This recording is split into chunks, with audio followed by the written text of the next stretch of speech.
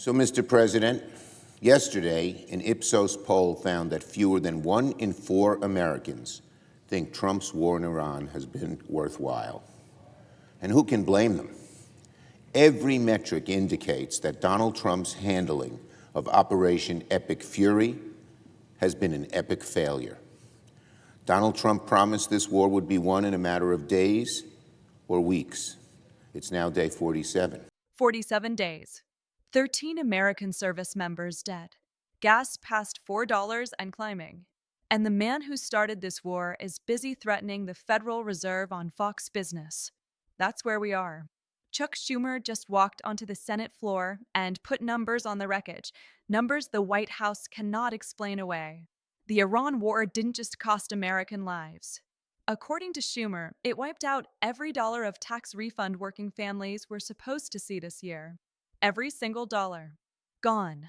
And while that was happening on the exact same day, Trump's own Treasury Secretary was on record saying the Fed shouldn't cut rates because of the chaos Trump's war created. Trump wants Powell fired for not cutting rates. Besson says don't cut rates. That's not a policy disagreement. That's an administration that doesn't know what it's doing. Senate Republicans have held no hearings, no testimony, 3 war powers votes, 3 times they protected Trump instead of the country. Schumer just filed a 4th. And he's promising one every single week until something breaks. The question now is, what breaks first, the war, the economy, or Republican Senate discipline? Watch what he says next. Here's what just happened. A sitting Senate... And let's take stock of the 47 days into this historic blunder. 13 U.S. service members have been killed. Thousands of civilians have been killed and injured across the region. The Strait of Hormuz is not only closed, it's become an Iranian cash cow, and Iran controls the strait is greater today than before when Trump started the war. Iran's nuclear ambitions have only grown, and the Iranian regime is even more radical than before the war. Americans, meanwhile, are shelling out more than $4 for a gallon of gas on average. Now Donald Trump says that gas prices could be the same or a little higher by November. That's his words. Trump says gas prices could be, quote, could be the same or a little higher by November. Unbelievable. Trump's #1 promise entering the White House was to bring inflation down, and now he's admitting his own war could drive gas prices up for much the rest of the year. When Donald Trump admits his own war will drive gas prices up through November, you know there's trouble coming down the road for American motorists. Donald Trump is learning the hard way that ending a war is a lot harder than beginning one. He'd rather pick a fight with the Pope online than reckon with what's truly on the line right now: the lives of American service members and the livelihood of American working families. And throughout all this miasma, all this mess, this horrible war, where are the Senate Republicans? Months into this war, still no hearings, no testimony, no clarity on how it will end. Don't the Republicans, when we're in war, don't they know their responsibility? I don't care if they're the same party. Don't they know they have a responsibility to get the facts out and let the American people know what's going on here? Because Trump isn't giving people any idea, but he still keeps changing his mind and his goals in the war, none of which he's achieved. Where are Senate Republicans, the American people have right to ask? Enough is enough. Trump may not understand how damaging his war has been to the American people.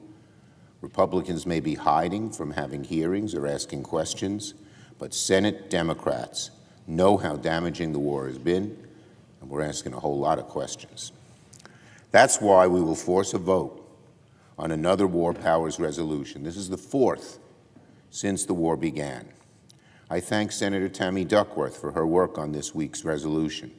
I thank Senators Kaine and Booker and other members of our caucus for their continuing leadership on this crucial issue.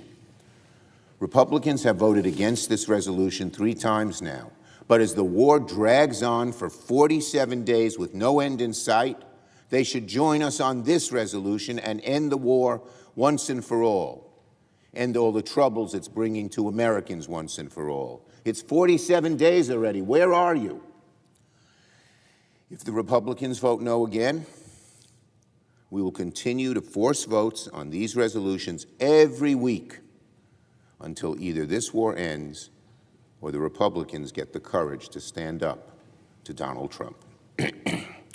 On tax day, Mr. President, not a single American would say that tax day is their favorite date on the calendar.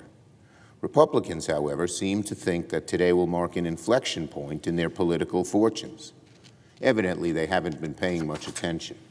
When Republicans passed the One Big Beautiful Bill, they promised Americans that their tax refunds would grow by $1,000 on average. Well, the results are in, and the massive tax relief Republicans promised has turned out to be a dud. Refunds on average have changed only by a third, about $350. And Americans need every penny they can get, but a couple of $100 doesn't go very far on a tax break when the average American family will pay an extra $2,000 on tariff taxes and $740 this year to fill up their tank. That's right. Donald Trump's war in Iran alone has wiped out any tax refund Americans will see this year. Let me say that again. Donald Trump's war in Iran alone has wiped out any extra tax refund Americans will see this year, and that's not including all the increases they're paying because of tariffs and higher electric bills and what they're doing to health care. No wonder only 1 in 4 taxes believe the One Big Beautiful Bill has helped them. Only 1 in 4. That means there are some Republicans who don't like it. 7 in 10 Americans, meanwhile, say they're still paying too much in taxes. 7 in 10 Americans say they're paying too much in taxes, while the ultra-wealthy aren't paying their fair share, and they're right. Trump's One Big Beautiful Bill has been a dud for working families, but millionaires got a $300,000 tax cut. Big corporations got a tax cut of $65 billion.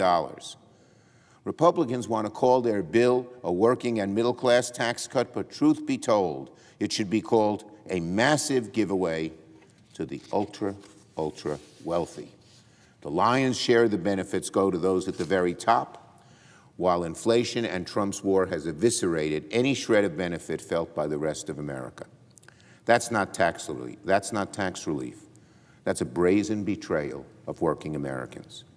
If Republicans think that rebranding their toxic bill will make Americans forget the economic pit that Trump and the Republicans pushed them into, they'll be sorely mistaken. On the Fed, this morning, once again, Donald Trump escalated his attacks on the independence of the Federal Reserve.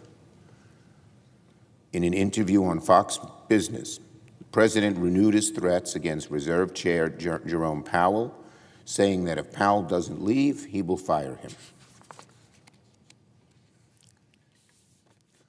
There are no legitimate grounds for the president to remove the chair of the Federal Reserve for simply doing his job. Trump's threats against the Fed does nothing but rattle markets, undermine confidence, inject more chaos into the financial system, and then raise rates. Doesn't Trump understand something rudimentary? When there's uncertainty about the Fed's path, rates go up. Trump, you hearing that? The more you screw around with the Fed, the higher rates will be. And you want lower rates. He doesn't know what to do. He doesn't know what he's talking about. He doesn't understand the economy, the Fed, or interest rates. To every American struggling with high prices, if you want mortgage rates to come down, or if you're worried about the economy getting worse, the president's attacks on the Fed should alarm you. And meddling with the Fed will certainly drive up interest rates, because the markets hate uncertainty. We know what's going on. Donald Trump, typical, is angry that his own policies have driven up prices and killed jobs, but instead of owning up to his mistakes, he continues to look for a scapegoat, someone else to blame. That's all he does. He screws things up and then blames somebody else. Doesn't he realize that's not going to solve the problem? That is not going to solve the problem. Blame Donald Trump. That's not going to do it. May make you feel better for a minute or two, but it sure doesn't solve the problem, and it doesn't solve the American people's firm, strong disagreement with what you're doing. Trump wants to fire Powell because he won't lower interest rates, but Trump wants to fire Powell because he won't lower interest rates. But Trump's Treasury Secretary said yesterday that the Fed shouldn't lower. Minority leader stood on the floor of the United States Senate and said, with numbers, that the president's war has wiped out the economic benefit his own tax bill was supposed to deliver. Not weakened it, not reduced it, wiped it out entirely. That's not an attack line. That's math. 13 service members dead. Gas past $4. Tax refunds a fraction of what was promised.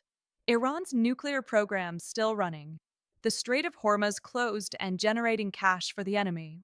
And Trump's public response is to threaten the one institution, the Federal Reserve, that the markets trust to keep the whole financial system from blowing up. His own Treasury Secretary publicly broke with him on the same day. That doesn't happen in a White House that's in control. And Senate Republicans? Still no hearings.